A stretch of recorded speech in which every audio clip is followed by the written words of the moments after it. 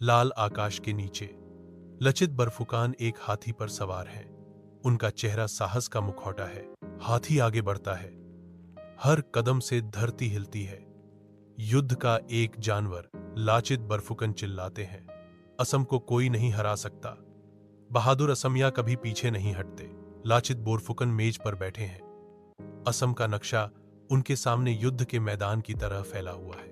उसका चेहरा चिंता से भरा हुआ है, फिर भी उसकी आंखें अटूट संकल्प से जल रही हैं। मुझे असम की रक्षा करनी होगी, वह घोषणा करता है।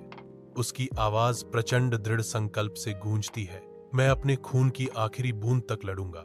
युद्ध के अराजकता के बीच लचित बरफुकन एक गैंडे पर आगे बढ़ते हैं। उनकी तलवार ऊंची उठाई हुई है, जो आक्रमणकारी दुश्मन के खिलाफ अवज्ञा का प्रतीक है। असमिया सैनिक लचित के चारों ओर इकट्ठा होते हैं।